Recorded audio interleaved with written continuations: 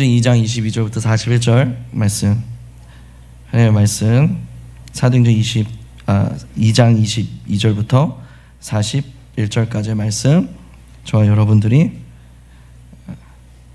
하나님의 말씀을 한 목소리로 받들어 읽겠습니다. 시작. 이스라엘 사람들아, 이 말을 들으라. 너희도 아는 바와 같이 하나님께서 나사렛 예수로 큰 권능과 기사와 표적을 너희 가운데서 베푸사 너희 앞에서 그를 증언하셨느니라. 그가 하나님께서 정하신 뜻과 미리 아신 대로 내준 바 되었거늘 너희가 법 없는 자들의 손을 빌려 못 박아 죽였으나 하나님께서 그를 사망의 고통에서 풀어 살리셨으니 이는 그가 사망에 매여 있을 수 없었음이라. 다윗이 그를 가리켜 이르되 내가 항상 내 앞에 계신 주를 배웠으며 나로 요동하지 않게 하기 위하여 그가 내 우편에 계시도다. 그러므로 내 마음이 기뻐하였고 내 혀도 즐거워하였으며 육체도 희망에 거하리니 이는 내 영혼을 음부에 버리지 아니하시며 주의 거룩한 자로 썩음을 당하지 않게 하실 것이미로다. 주께서 생명의 길을 내게 보이셨으니 주 앞에서 내게 기쁨이 충만하게 하시리로다 하였으므로 형제들아, 내가 조상 다윗에 대하여 담대히 말할 수 있노니 다윗이 죽어 장사되어 그 묘가 오늘까지 우리 중에 있도다. 그는 선지자라 하나님이 이미 맹세하사 그 자손 중에서 한 사람을 그 위에 앉게 하리라 하심을 알고 미리 본고로 그리스도의 부활을 말하되 그가 음부에 버림이 되지 않고 그의 육신이 썩음을 당하지 아니하시리라 하더니 이 예수를 하나님이 살리신지라. 우리가 다 이 일의 증인이로다. 하나님이 오른손으로 예수를 높이시매 그가 약속하신 성령을 아버지께 받아서 너희가 보고 듣는 이것을 부어주셨느니라. 다윗은 하늘에 올라가지 못하였으나 친히 말하여 이르되 주께서 내 주에게 말씀하시기를 내가 내 원수로 내 발등상이 되게 하기까지 너는 내 우편에 앉아 있으라 하셨도다 하였으니 그런즉 이스라엘 온 집은 확실히 알지니 너희가 십자가에 못 박은 이 예수를 하나님이 주와 그리스도가 되게 하셨느니라 하니라. 그들이 이 말을 듣고 마음에 찔려 베드로와 다른 사도들에게 물어 이르되 형제들아, 우리가 어찌할꼬 하거늘 베드로가 이르되 너희가 회개하여 각각 예수 그리스도의 이름으로 세례를 받고 죄사함을 받으라. 그리하면 성령의 선물을 받으리니 이 약속은 너희와 너희 자녀와 모든 먼데 사람 곧 주 우리 하나님이 얼마든지 부르시는 자들에게 하신 것이라 하고 또 여러 말로 확증하여 권하여 이르되 너희가 이 패역한 세대에서 구원을 받으라 하니 그 말을 받은 사람들은 세례를 받음에 이날의 신도의 수가 3,000이나 더하더라. 아멘. 할렐루야. 하나님의 크신 은혜와 사랑과 축복이 오늘 주님을 진심으로 중심으로 전심으로 예배하는 모든 예배자들 가운데 임하기를 간절히 축복드립니다. 사도행전 2장에서 오순절 마가의 다락방에 강림하셨습니다. 그리고 그 성령이 강림하시면서 두려움과 낙심으로 가득했던 베드로의 마음속에 담대함이 일어나면서 하나님이 그동안 보지 못했던 그 영적 시야를 열어주셔서 지금 일어나고 있는 이 사건이 어떤 영적인 의미가 있는지를 깨닫게 해주셨습니다. 그래서 그는 선포합니다. 지금 우리에게 일어난 이 사건은 그냥 우발적으로 일어난 것이 아니라 하나님께서 요엘 선지자를 통해서 증거하신 그 예언의 말씀이 성취된 순간을 우리가 지금 목격하고 있는 것이다 라고 지금 일어난 이 사건들을 영적으로 해석해서 사람들에게 선포합니다. 우리가 성령으로 충만해지면 마음이 담대해질 뿐 아니라 세상을 두려워하지 않을 뿐 아니라 문제 앞에서 굴하지 않을 뿐 아니라 우리가 경험하고 있는 이 모든 사건들이 영적인 시각으로 바라볼 수 있게 되고 해석되어지는 축복이 있게 되는 줄 믿습니다. 우리가 생활하는 모든 순간과 사건들이 하나님께서 그 사건을 바라보시는 그 시선으로 바라볼 수 있는 축복이 성령님으로부터 우리 각자에게 임하게 되기를 예수님의 이름으로 축복드립니다. 그때 베드로가 이제 성령에 대한 이 메시지를 증거하다가 주제가 오늘 본문 말씀부터 바뀌게 됩니다. 성령이 주제였다가 이제 오늘 본문부터 예수님이 주제가 됩니다. 왜냐하면 성령 충만은 그 핵심이 바로 예수 그리스도께 있기 때문이었습니다. 예수 충만이 곧 성령 충만이다. 성령의 임재, 성령의 강림, 그 원인과 목적은 오직 예수 그리스도께 있다. 그것을 베드로가 깨닫게 되었기 때문에 그 모든 주제를 예수님께로 옮기고 있는 거죠. 그래서 성령님은 오늘도 우리 교회와 성도들에게 너무나 중요한 분이십니다. 성령이 없이는 교회가 교회될 수 없다는 걸 알고 있기 때문에 그 유명한 마틴 로이드 존스는 성령의 그 압도적인 임재, 그것이 곧 진정한 기독교라고 말할 만큼 이 메마르고 강팍한 세대에 성령님이 얼마나 우리 가운데 필요한가를 역설했습니다. 그러나 그럼에도 불구하고 우리가 간과해서는 안 되는 그런 부분이 무엇이냐면, 많은 성령 운동가들이 성령님을 강조하다가 예수님을 잃어버렸다는 거예요. 그래서 그게 문제라는 거예요. 그래서 우리는 균형을 맞춰야겠죠. 베드로는 성령 안에서 그 균형이 기가 막히게 맞춰졌던 거예요. 성령님이 중요한 건 사실이지만 그 성령님이 오신 것은 오직 예수 그리스도를 우리에게 증거하시고 우리의 인생을 예수 그리스도께로 인도하시기 위함인 줄 믿습니다. 그래서 예수님에 대한 그 주제를 가지고 베드로가 다시 주변을 환기시키고 있는 거예요. 그래서 예수님, 그 우리의 핵심이신 성령 강림의 핵심 목적이신 예수님에 대한 핵심 메시지를 오늘 본문은 세 가지로 이야기하고 있습니다. 첫 번째는 예수님의 삶이고, 두 번째는 예수님의 십자가였고, 세 번째는 예수님의 부활이었습니다. 예수님의 삶, 오늘 본문 말씀을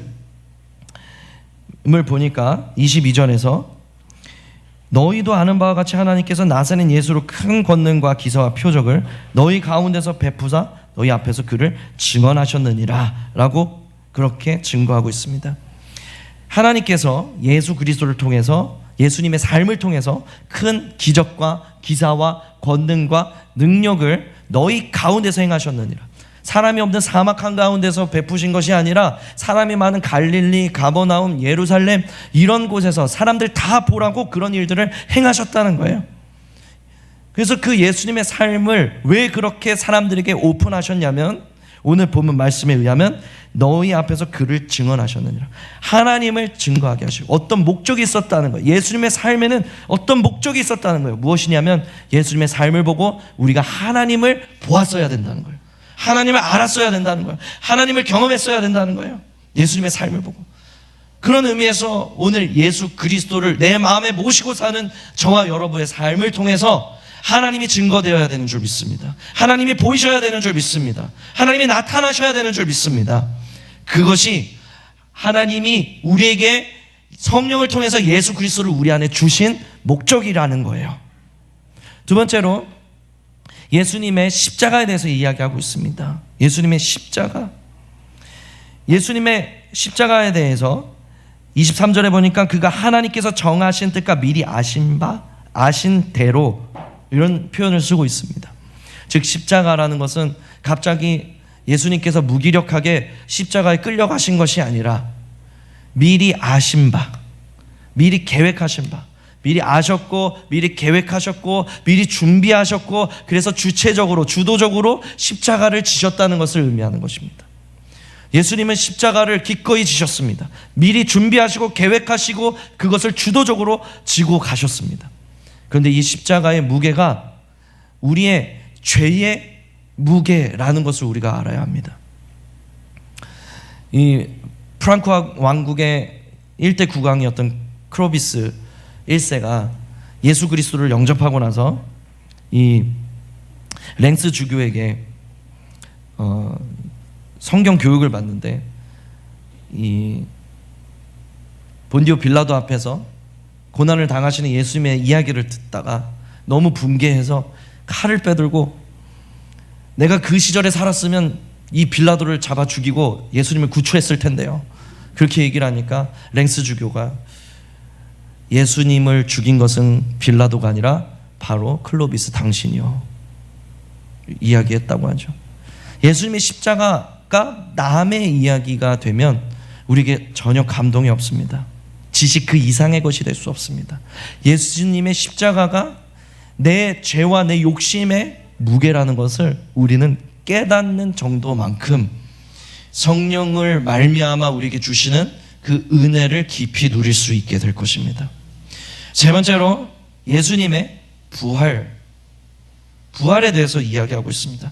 예수님에 대한 핵심 메시지 중 세 번째가 부활이었습니다. 오늘 본문 24절에 보니까 그가 사망에 매여 있을 수 없었습니다. 예수님이 사망보다 크시기 때문에, 죽음의 권세보다 크시기 때문에 사망에 매여 있을 수 없었고 다시 살아나셨다라는 것입니다. 그런데 이 부활하신 주님을 증거하기 위해서 다윗을 가져오고 있어요. 이거 놀라운 것입니다. 왜냐하면 당시 유대인들에게 다윗은 아주 특별한 존재였어요. 심지어 그들이 지금도 기다리고 있는 메시아는 다윗 왕과 같은 메시아가 올 것으로 기대하고 있습니다. 그런 유대인들에게 다윗의 입을 빌려서 예수 그리스도를 증거하고 있습니다. 사실 다윗은 너희가 기다리는 메시아가 아니라 바로 선지자였다. 그가 미리 예수 그리스도의 부활을 보았고 그것을 증거했는데, 그 주님이 다시 살아나시는 그 현장을 우리가 보았노라 라고 증거하고 있는 거예요. 그래서 오래전에 다윗이 보았던 것을 지금 현재를 살고 있는 베드로가 보는 장면으로, 경험하고 있는 장면으로 이어지고 있습니다. 다윗과 베드로가 만나고 있어요. 과거와 현재가 만나고 있습니다. 이 엄청난 지혜로운 말씀이 어떻게 무지랭이 어부였던 베드로가 아무런 준비도 하지 않고 이런 놀라운 지혜로운 말씀을 전할 수 있는지, 그게 성령님의 놀라운 능력인 거예요. 그래서 이 베드로와 우리도 지금 이어지고 있는 거죠. 다윗과 베드로가 이어졌던 것처럼 이젠 베드로라는 과거가 오늘을 살고 있는 우리에게 이어지고 있습니다. 즉 우리도 베드로처럼 외쳐야 되는 거예요. 우리도 그 살아나신 주님을 만났노라. 그 주님의 증인이 다윗도 아니고 베드로도 아니고 지금 오늘 저와 여러분들에게 이어졌다는 거예요. 사랑하는 여러분, 여러분 삶 속에서 생생하게 살아 역사하시는 그 주님을 증거할 수 있는 저와 여러분들이 되시기를 예수님의 이름으로 축복드립니다. 베드로와 제자들은 예수님이 부활하셨을 때만 해도 그냥 외부에서 관찰하는 입장이었습니다. 그런데 오순절 마가의 다락방에 성령이 임하시면서 그 성령을 통해서 예수 그리스도가 그들 안에 살게 되심으로써 그들이 이제는 관찰하는 입장이 아니라 경험한 사람이 되어버렸어요. 그래서 그들의 인생이 완전히 바뀌어버렸습니다. 이제는 스토리가 아니라 테스티모니가 됐어요. 이제는 관찰자가 아니라 경험자가 되었습니다. 사랑하는 여러분, 오늘도 성령 안에서 우리가 관찰자가 아니라 경험자가 될 수 있음을 믿습니다. 오늘도 우리가 성령 안에서 그냥 누군가의 스토리가 아니라 나의 이야기가 되는 줄 믿습니다. 그렇게 예수 그리스도에 대한 핵심 메시지를 증거하더니 37절에 가서 보니까 그들이 이 말을 듣고 마음에 찔렸다 그래요. 예수님에 대한 핵심 메시지를 베드로가 성령이 부어주시는 그 놀라운 지혜로, 그 권능으로 증거를 하니까 그 말씀에 그들의 마음이 찔렸다고 말하고 있습니다. 성령이 주시는 말씀, 성령의 검, 곧 말씀의 검은 우리의 영혼을 찔러 쪼개는 능력이 있는 줄 믿습니다. 히브리서 4장 12절은 우리에게 뭐라고 말하고 있습니까? 그 성령의 검, 그 말씀의 검이 우리의 혼과 영과 관절과 골수까지 찔러 쪼갠다고 말씀하시잖아요. 왜 하필 골수일까요? 골수는 우리의 인체의 가장 깊은 뿌리입니다. 우리의 근원까지 이 말씀이 뚫고 들어오면 다 보신다는 거예요. 마치 엑스레이 기계처럼 우리는 스스로를 너무 감추고 싶어 하지만, 카멜레온처럼 우리의 모든 이 더러운 것들을 감추고 싶어 하지만 그 성령의 검이 우리를 뚫고 들어오면 감출 수가 없다는 거죠. 그리고 이 골수가 찔러 쪼개지면 얼마나 아파요. 뼈 부러져 보셨죠? 어렸을 때 너무 별나가지고 제가 팔만 4번 부러졌었거든요. 제가 스스로 말하기를 뼈만 안 부러졌으면 내가 키가 컸을 거야, 그렇게 얘기를 하는데 뼈가 부러지면 진짜 아픕니다. 너무 아파요. 골수를 찔러 쪼개는데 이게 어찌 안 아프겠어요. 성령님이 말씀하시면 이 말씀이 아픈 거예요. 뒤통수 맞은 것 같고, 그동안 잊어버렸거나 아니면 미처 깨닫지 못하던 것들이 깨달아짐으로써 정신을 차리게 되는 거죠. 그래서 이 성령의 말씀이 그들 마음속에 찔러 쪼개는 검으로 그들 말씀에 박히니까 이 사람들이 어떻게 반응을 하죠? 형제들아, 우리가 어찌할꼬 이렇게 반응을 하게 됩니다.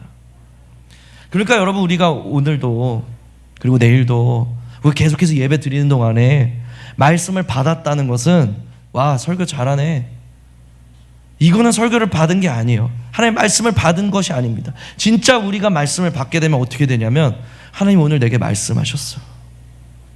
어떻게 하나님이 나한테 이렇게 말씀하실 수가 있지? 하나님이 어떻게 내 상황을 아시고 지금 내 상태를 아시고 어떻게 이렇게 말씀하실 수가 있지? 그 말씀이 찔러 쪼개기까지 하면서 내 마음속에 들어오니까 우리가 깨닫게 되더라는 거예요. 마치 그냥 좋은 강연 들은 것처럼, 와, 설교 잘하네 이러고 앉아있는 것이 아니라 하나님이 내게 말씀하셨구나, 그것을 고백하지 않을 수 없게 되더라는 거죠. 사랑하는 여러분, 성령님의 핵심적인 사역은 은사가 아닙니다. 성령님의 핵심적인 사역은 바로 우리를 십자가로 끌고 가는 거예요. 예수께로 인도하는 것입니다. 그래서 우리가 가지고 있는 모든 이 죄와 허물과 어두워진 이 시야를, 우리의 이 끔찍한 자아를 끌고 십자가 앞에 가지고 가는 거예요. 그 앞에 자신을 발견하고 그 앞에 깨어지고 부서지고 나도 십자가와 함께 달리도록 우리를 그렇게 십자가 앞으로 인도하시는 분이 바로 성령님이신 거죠. 38절에서 아주 중요한 4개의 키워드가 나오고 있습니다. 너희가 회개하여 각각 예수 그리스도의 이름으로 세례를 받고 죄사함을 받으라. 그리하면 성령의 선물을 받으리니. 우리가 어찌할꼬 묻는 형제들에게 말씀이 그 마음을 찔러서 어찌해야 할 바를 모르는 그 죄인들에게 베드로가 이 말씀을 주고 있습니다. 이것이 바로 중생의 4가지 요소입니다. 이것은 하나이기도 하면서 4가지로 구분해서 볼 수가 있습니다. 첫 번째는 회개입니다. 회개라는 것은 2가지 핵심 포인트가 있죠. 첫 번째는 죄에서 돌이키는 거고, 두 번째는 하나님께 돌아오는 것입니다. 그래서 성령의 검이 아니면 우리가 이 죄에서 돌이킬 수가 없어요. 내 중심적인 시각으로 바라보면 어느 누구도 자기가 죄인처럼 보이질 않아요. 자기 중심적인 인간은 세상의 문제거나 남의 문제지 내 문제로 여기지 못하거든요. 그래서 성령님이 말씀으로 우리를 찔러주셔서 우리가 그게 깨달아져야 돼요. 나의 그 끔찍한 자아가 보여야 하는 것입니다. 그런데 우리의 죄를 깨닫게 되는 것만으로 끝나서는 안 돼요. 두 번째, 주님께 돌아와야 합니다. 베드로와 가룟 유다의 다른 점은 무엇입니까?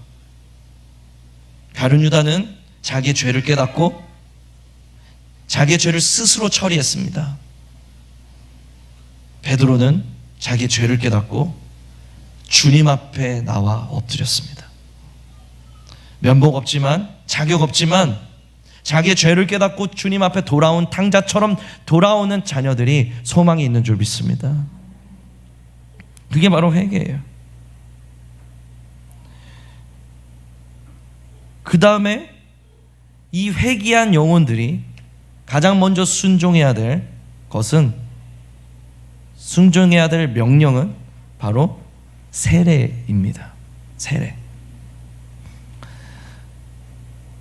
주님은 우리에게 명령하셨어요. 너희는 모든 족속을 제자를 삼고 아버지, 아들과 성령의 이름으로 세례를 줘라. 즉 회개하고 주님께 돌아온 자들, 가장 먼저 순종해야 될 하나님의 명령이 무엇이냐면 세례를 받으라는 거예요. 세례라는 것은 첫 번째로 내가 더 이상 이전의 내가 아니라 나는 이제 회개한 자로서 하나님의 종이다, 그리스도의 종이다, 라는 것을 세상 앞에 공표하는 것이고 사람들 앞에서 고백하는 것입니다. 결단하는 거예요. 이제 회개라는 하나님의 그 놀라운 은혜를 입은 사람이 이제는 자기 결단을 주님께 드리는 것입니다. 그게 세례예요. 또한 세례는 결단일 뿐 아니라 자기 신앙 고백입니다.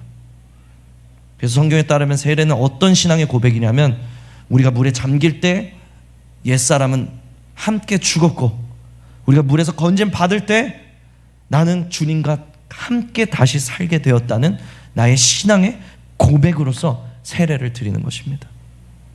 그래서 회개라는 하나님의 은혜를 입은 사람이 이제는 자기의 결단, 신앙의 결단과 신앙의 고백으로서 세례를 받습니다. 그렇게 신앙의 결단과 고백을 드린 사람에게 또한 요구되는 것이 다음 요소인 죄 사함을 받으라. 여러분 주목해야 될 것은 죄 사함을 받으라고 하셨어요.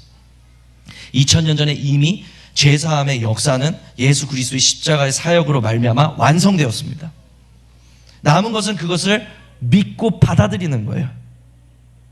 그래서 이제 회개를 통해서 내가 이 하나님의 은혜를 입은 사람이 나의 신앙의 결단과 신앙의 고백을 드리고 나서 무엇을 해야 되냐면 나의 죄가 사해졌다는 것을 믿음으로 받아야 되는 것입니다. 믿음으로 받는 거예요. 그리고 그 믿음 위에 성령의 세례가 부어집니다. 성령을 선물로 주신다 그랬어요. 그 성령이 선물로 임하시면 우리가 먹을 수 없었던 마음이 먹어지고 할 수 없었던 것들이 가능해지면서 부족하고 연약하고 실수 많은 우리의 삶을 넘어지고 또 넘어져도 다시 한번 주님 앞에 끌고 나가는 성령님의 인도하심이 우리 가운데 계속 이어진다는 거예요. 로이드 존스 목사님은 구원받은 자라도 성령 세례를 받아야만 한다. 그래야 우리가 교회로서 기능할 수 있다라고 얘기했어요. 어떤 사람들은 이 죄사함까지 와서 성령 세례를 아직 못 받은 사람들이 있을 수 있어요. 어떤 사람은 이 모든 요소들이 구원받는 그 순간에 한꺼번에 이루어지는 사람도 있어요.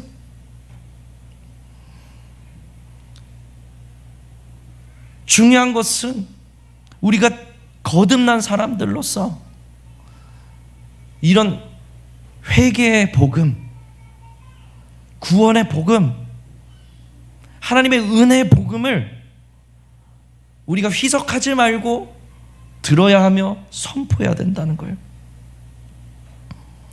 오늘날 이 시대의 비극은 무엇입니까? 메시지가 너무 희석이 된 거예요. 사람들을 많이 모아야 되니까 사람이 듣기 좋은 말들을 하기 위해서 회개 없는 자유를 선포합니다. 십자가 없는 영광을 선포합니다. 깨어짐이 없는 성공을 선포하고 있습니다. 오늘 우리가 진정한 회복과 부흥과 하나님의 일하심을 보기 위해서 우리는 다시 메시지를 회복해야 되는 거예요. 말씀이 회복돼야 되는 줄 믿습니다. 그래서 사랑하는 여러분, 41절에서 이런 말씀을 해요. 그 말을 받은 사람들은 세례를 받음에 이날의 신도의 수가 3,000이나 더하더라.